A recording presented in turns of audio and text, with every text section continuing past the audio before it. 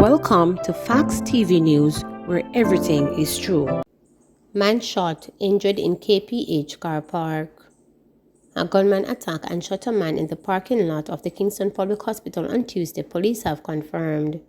The man, a 20-year-old vendor from a Kingston 14 address, was reportedly selling when he was attacked. No motive has been established for the attack. Police reported that about midday, the man was at the KPH car park selling Guineas when he was approached by a man on foot.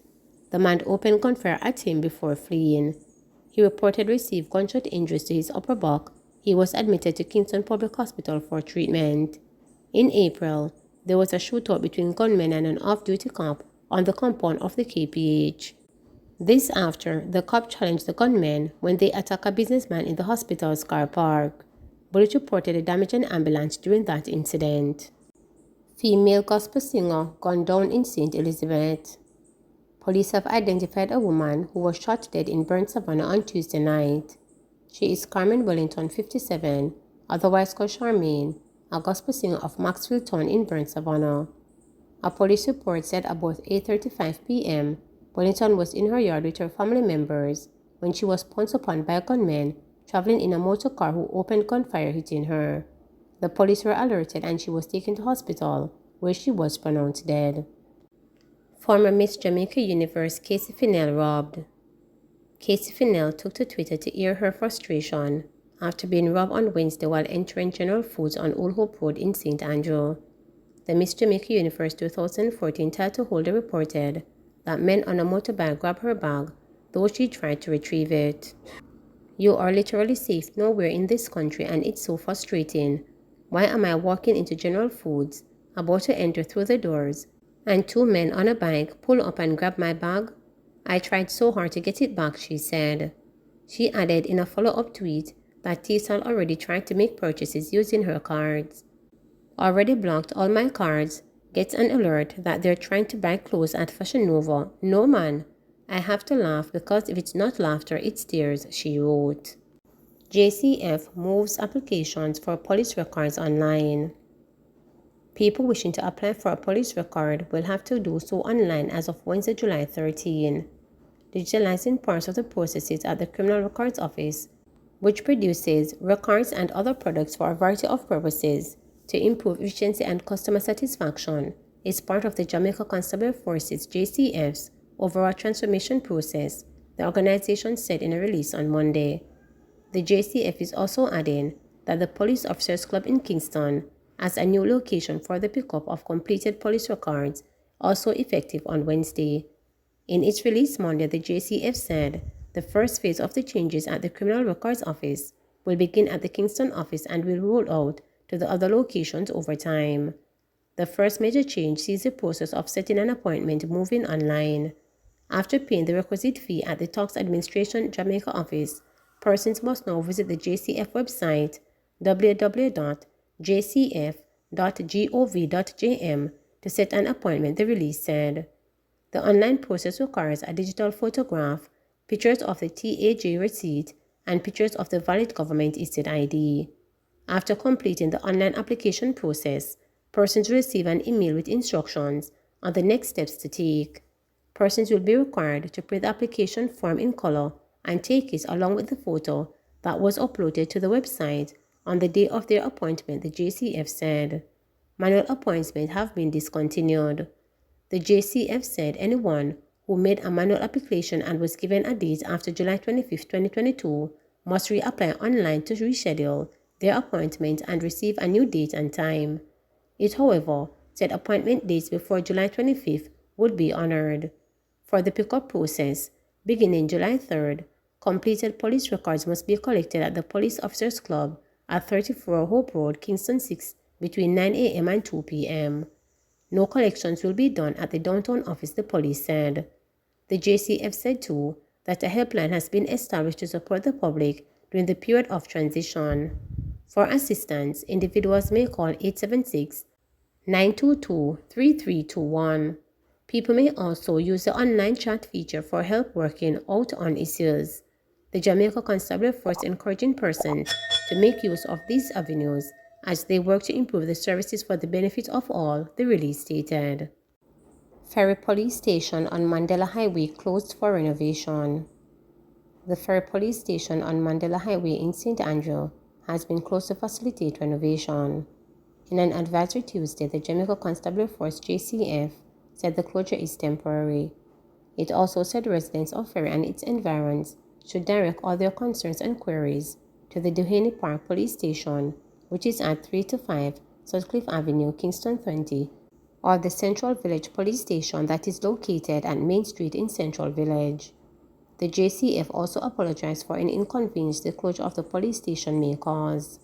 The $10 million Ferry Police Station renovation project was launched in 2021 by the then Minister of Transport and Mining, Robert Montague. The project is being executed under a Memorandum of Understanding (MOU) between the Jamaica Constabulary Force (JCF) and the Toll Authority of Jamaica (TAJ), which is funding the engagement.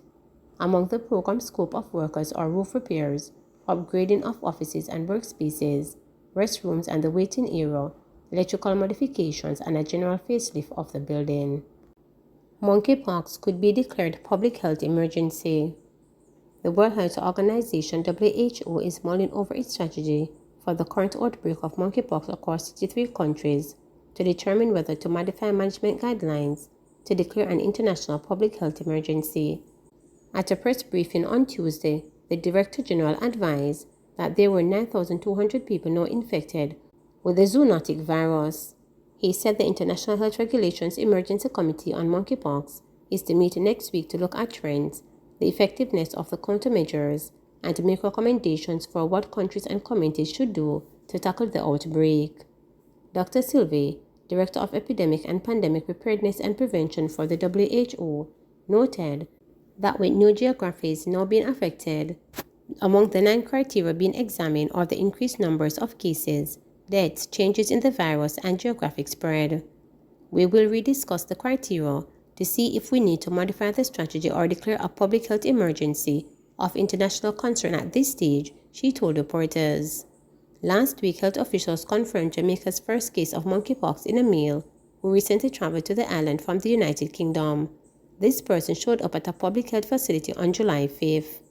Making the announcement, Health Minister Dr. Christopher Tufton again reiterated that there was no need to panic, urging Jamaicans to continue to observe existing COVID-19 protocols, which he said should be enough to prevent wide-scale spread of monkeypox, an infectious disease that originated in wild animals and transitioned to human.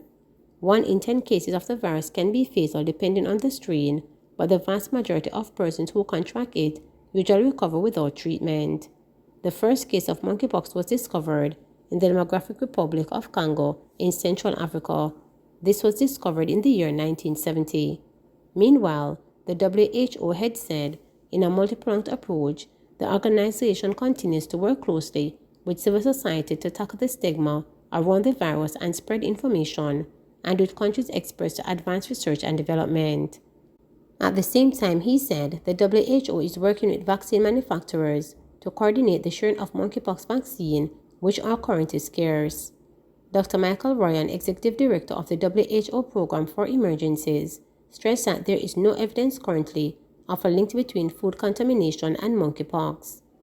There is absolutely no evidence right now that normal consumption of normal food chain, going into supermarkets buying your food, is in any way associated with any risk of getting monkeypox.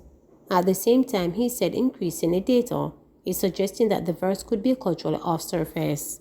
So clearly, the hygiene and infection control in a clinical setting is very important, and also in household settings where there is a case, he said. Dr. Ryan pointed out that the spread of the virus is driven mainly by prolonged sexual contacts between persons. All routes of transmission continues to be investigated.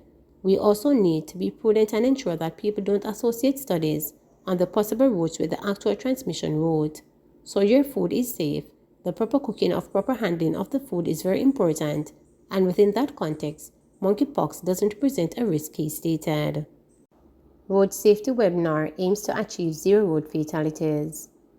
With an uptick in road fatalities over the past 3 years, JN General Insurance Company, JNGI, will be sensitizing the public on responsible use of the road through a free road safety webinar theme, Road Safety, Stop the Mayhem, Save Lives Tomorrow from 6 to 8 p.m. Among the key stakeholders who will be providing expert information on road safety and representatives from the Road Safety Unit, the Jamaica Constabulary Force, JN General Insurance, JN, and the Jamaica Automobile Association. Persons can register to attend the webinar by visiting JNGI's website at www.jngijamaica.com and click the registration button.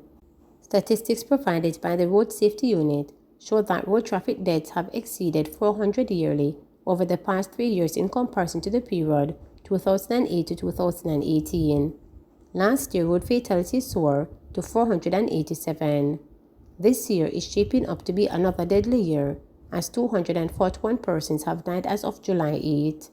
Newly appointed General Manager of JNGI, Dr. Donna Morris Dixon, is optimistic that the webinar will provide valuable information to equip persons with the knowledge and right attitudes to make a positive change in their outlook on road safety. Every effort should be made to attend this informative webinar, which will provide insight in strategies that can be implemented to stop the mayhem on our roads. Too many lives have been lost, and too many persons have become seriously injured each year from road crashes, which are preventable. If everyone is deliberate about exercising care on the road and adhering to the road code, we can easily achieve 0 fatalities each year, Dixon said. Road crashes are not only traumatic, but they have significant social and economic implications for victims and their families. When a family loses a breadwinner, the quality of life of members of the family is affected and is further worsened for low-income families. Survivors may have long-term injuries that prevent them from being able to work, and this affects productivity. Moreover, road crashes put a severe strain on our limited healthcare resources. Highlighting the economic impact on road crashes, Dixon indicated that the cost of care project and outcome of a collaboration with the JN Foundation and the National Health Fund estimated that direct medical costs and indirect productivity costs associated with 13,000 road traffic crash cases treated in hospitals in 2014 amounted to $3.2 billion.